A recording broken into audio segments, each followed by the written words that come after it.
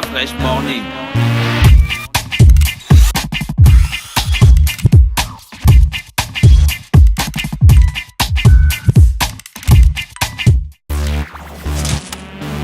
La Fresh Morning. Vous êtes sur les 104.5 Urban FM, la station urbaine. Moi, on parle d'éducation ce matin. Nous parlons d'éducation, nous parlons de l'enseignement. Pourquoi tu fais la voix mielleuse? Nous parlons d'éducation, nous parlons d'enseignement. Finalement, donc à quoi? Tu fais la mielleuse? Non, rien du tout. D'accord, non mielleuse. D'accord. Oui, pas de miel en tout cas. D'accord, on parle d'éducation. Donc on parle d'éducation, on parle d'instruction, on parle de l'enseignement supérieur, on parle de l'éducation tout court en termes de primaire, secondaire dans notre pays, parce qu'il faut savoir qu'on a toujours eu à entendre par-ci par-là que l'éducation était une priorité pour les tenants du pouvoir, du moins pour les gouvernants et pour la nation gabonaise. Mais quand on regarde au fond aujourd'hui, on se pose quand même la question de savoir quel est le sens qu'on veut donner à ces secteurs, quel est l'avenir qu'on promet à ces secteurs. C'est vrai, comme tu l'as souligné tout à l'heure, qu'il y a un certain nombre d'engagements, du moins d'actions qui sont menées par les autorités pour faire en sorte que le système éducatif gabonais, notamment en ce qui concerne l'enseignement supérieur, puisse être performant. Et là, par exemple, on a une information qui nous vient, qui fait savoir qu'on serait peut-être en train d'envisager aujourd'hui la mise en place d'un partenariat public-privé en ce qui concerne la gestion des établissements d'enseignement supérieur dans notre pays, afin de permettre à l'État, sinon à ces structures, de faire face à la problématique liée au sureffectif. Mais ce qui est d'abord à noter, c'est qu'aujourd'hui, nous sommes en face d'une situation qui voudrait qu'on regarde bien quel est l'état du système éducatif gabonais, notamment des institutions publiques en ce qui concerne l'enseignement supérieur. Il suffit d'aller à l'UOB, donc l'université Omar Bongo, il suffit d'aller à l'université des sciences de la santé, faire le tour des grandes écoles qui sont installées à Libreville, notamment l'école normale supérieure, l'ENSET ou encore l'Institut de gestion. On se rend bien compte qu'aujourd'hui, depuis 1990, rien n'a réellement bougé, rien n'a réellement changé. Ce sont les mêmes problématiques qui reviennent sur le tapis, ce sont les mêmes problèmes que dénoncent les enseignants, par exemple, du secondaire ou du primaire, qu'on rencontre également chez les enseignants du supérieur. Les effectifs sont toujours pléthoriques. On a toujours des campus qui ne ressemblent que de nom à des campus, mais qui en réalité ne reflètent pas ce que devraient être aujourd'hui des universités ou des grandes écoles modernes engagées pleinement pour le développement de notre pays.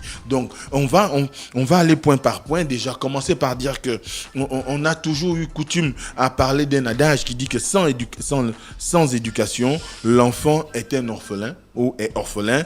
Mais nous, on peut dire aujourd'hui que sans éducation au niveau de notre pays, eh ben, on ne pourra pas atteindre le développement, parce qu'aujourd'hui, on se rend bien compte que les politiques publiques menées dans le sens d'engager le pays vers la voie du développement du secteur éducation ne prospèrent pas toujours. Est-ce que c'est un problème d'hommes? Est-ce que c'est un problème de financement? Est-ce que c'est un problème lié au fait que le système éducatif, qu'il s'agisse de l'enseignement supérieur ou du secondaire, est victime également des mêmes turpitudes que le fonctionnement de la société aujourd'hui, parce qu'en quelque sorte, l'université est le reflet plus ou moins de la société qui a eu à la bâtir. Dès cet instant, on voit bien que quand vous allez aujourd'hui à l'université Omar Bongo, dès que vous entrez, dès le portail, vous pouvez déjà avoir un masque peu reluisant, du moins un visage peu reluisant de cette institution.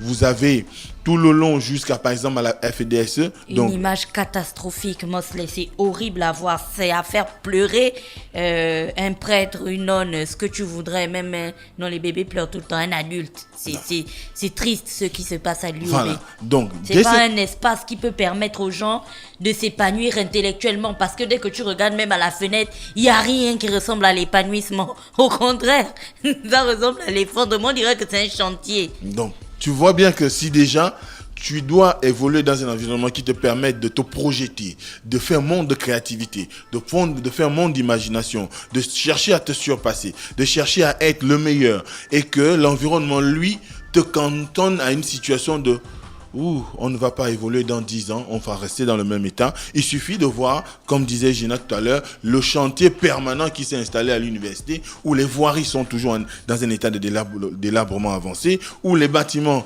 refusent du monde, ne sont pas adaptés aujourd'hui pour une pratique éducative, du moins pédagogique assez optimale. Aujourd'hui, vous avez un certain nombre d'infrastructures, à l'exemple rien que de la connexion Wi-Fi qui est pratiquement un miracle tombé du ciel au niveau du campus universitaire de l'UOB, dès cet instant, on ne peut pas demander aux élèves d'être hyper performants parce que le cadre lui-même ne s'y est pas. Donc, dès cet instant qu'on fait l'état de l'UOB, on se rend bien compte également que depuis 2013, il y a une série de mesures qui avaient été annoncées, notamment le relèvement des frais de scolarisation ou des collages, et on se rend bien compte que avec leur application à partir de 2018, ça avait été présenté de long en large, chanté, publié. Il y a même eu des grèves pour refuser, mais ça a été appliqué quand même en 2018 et les autorités présentaient ces relèvements comme étant la panacée pour pouvoir parvenir à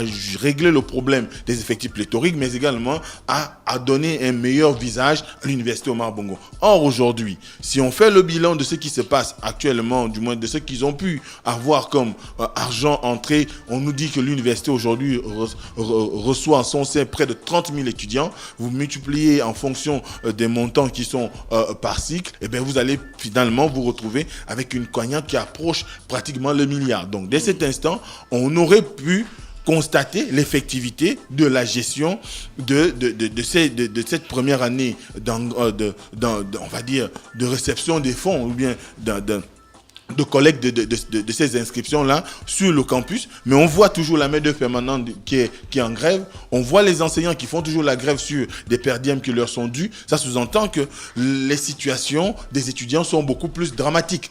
Donc, dès cet instant, qu'est-ce qu'on a fait de cet argent qui a été, on va dire, collecté l'année dernière par l'équipe du professeur Marc-Louis Ropivia pour pouvoir faire en sorte qu'il y ait un fonctionnement optimal à l'université Omar Bongo. Et d'ailleurs, ça fait partie des points de revendication aujourd'hui du SNEC UOB qui a été soutenu hier parce que lors de la rencontre qu'il y a eu entre les membres du SNEC national et le SNEC UOB, ils ont eu le quitus du SNEC national de pouvoir poursuivre leur mouvement de grève qui est lié au fait qu'on doit leur payer toutes les indemnités qui leur sont dues. Dès cet instant, il faudrait qu'on soit en mesure de faire l'autopsie de ce qui se passe réellement à l'université Omar Bongo. Est-ce que l'équipe actuelle a travaillé à faire en sorte que la gestion qui est la sienne soit de plus en plus optimale, ou on s'est engagé dans une voie de nous on est sur le départ, parce qu'il faut savoir qu'il y a eu un conseil d'université à la fin de l'année dernière, si on peut dire à la fin de l'année scolaire dernière, parce que jusque là on n'est même pas encore à la fin de l'année universitaire du côté de l'université Omar Bongo. Même si on est en train d'enclencher les inscriptions des nouveaux étudiants, mais il reste qu'il y a des départements qui n'ont pas encore clos leur année académique. Donc, dès cet instant, il faut qu'on soit en mesure de pouvoir interroger ceux qui dirigent aujourd'hui l'université Omar Bongo pour qu'ils puissent justifier de comment ils ont utilisé, du moins de l'orientation qui ont été données, pour faire en sorte que l'argent qu'ils ont perçu l'année dernière soit... On parlait de ça hier, non ? Répondre de ces actes. La responsabilité. Ils doivent venir répondre. Ils ont eu l'argent. On ne fait jamais les comptes dans ce pays. Jamais. Il faut qu'on fasse les comptes, il faut que les gens répondent et qu'ils justifient et qu'ils subissent les conséquences de leurs actions. Les trucs qu'ils ont mis au charbonnage, tu appelles ça comment, les GBD ou machin? Les GBA. Les GBA, depuis que c'est là, mon frère. On ne sait même pas pourquoi c'est là. Il n'y a pas de justificatif. Ça rétrécit la voie. C'est la même chose à l'UOB, il y a des GBA à l'UOB. Oui, il y a le chantier engagé à l'UOB. C'est le chantier de qui? Qui ne finit pas. C'est qui Il y a l'engagement de... Tu es allé là-bas, tu as vu les ouvriers en train de travailler. Oh, on ne les voit plus. Depuis 2015, le chantier est là. Il n'avance pas. Aucune communication. Dès cet instant, c'est vrai que par ailleurs, le recteur pourra dire tout ce qu'il voudra, mais il est membre du conseil universitaire de l'UOB. Dès cet instant, je crois que c'est lui le président d'ailleurs. Donc, il doit pouvoir réunir l'ensemble des membres, mais également les partenaires sociaux, pour justifier de comment a été organisé ou quelles ont été les directions prises par l'argent qui a été collecté en termes de frais d'écolage et qui devait servir à investir au sein de l'université Omar Bongo pour rendre cet environnement viable pour les étudiants, mais également pour ceux qui y travaillent, parce qu'aujourd'hui, on ne peut pas continuer à parler d'une université comme celle de l'université Omar Bongo avec l'état, le visage que cette université présente aujourd'hui. Vous imaginez bien que vous ne pouvez pas faire de politique allant dans le sens de faire venir des étudiants de l'étranger. Ils vont vous demander, vous faites la promotion de votre université, mais quand on arrive sur place, mais elle ne ressemble même pas à une université, on dirait un champ de bataille, on dirait Mais il y a en ce moment plein de salons des étudiants qui vont se faire. Il y a d'abord des universités américaines Non, qui mais sont le pire, présentes c'est au que les Gabon. gars qui dirigent l'université enseignants, ils ont tous appris à l'étranger. C'est ce qui est dingue, quoi. C'est qu'ils savent à quoi ça ressemble. Et le pire, on va même encore recevoir des gens qui viendront des universités américaines, des universités françaises. Enfin, si tu travailles dans une université et que tu viens en prospection au Gabon, tu auras envie de toucher du doigt, voir ce que le Gabon propose. Mais ceci est une honte. Il y a un professeur, quand j'étais en deuxième année de droit, et puis on était là devant le décanat, il dit, mais nous, quand on était à l'université en France, en décembre, on avait déjà fait les partiels. Je dis, mais c'est vous qui retardez les partiels ici, là, Bien sûr. en faculté de droit. Et Bien pourtant, vous savez comment ça se passe chez les autres.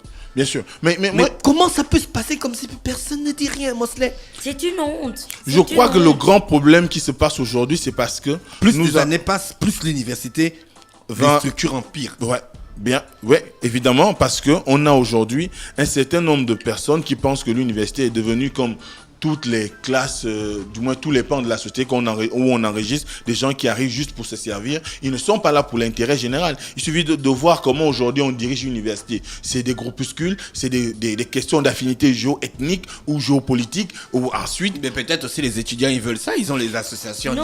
Non, les étudiants, des les étudiants ne veulent pas ça. Ce genre Les de étudiants choses, qui ont commencé mais ça n'existe plus. J'avais refusé de rentrer ça n'existe plus. Ça depuis n'existe fort plus. longtemps. il faut rentrer Moi dans les également. Mais Moi- ça n'existe les associations des étudiants de Wellington. Ça n'existe plus, Et les d'après. associations des étudiants de moyenne, où ma mère est d'origine, j'ai fait comment je me coupe en deux.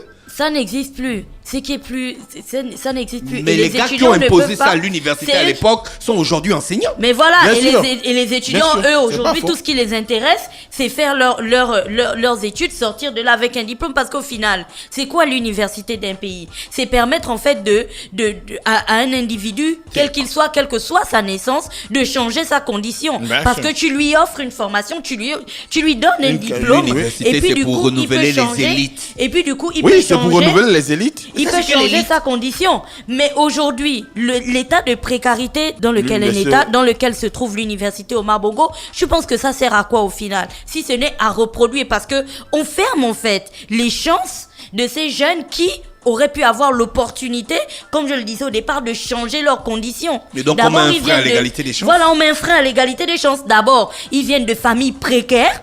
Ensuite, ils se sont battus au lycée, au collège et tout pour avoir des moyens et avoir le bac et arriver à l'université. Et à l'université, on leur montre qu'en fait, l'école, c'est pour les riches.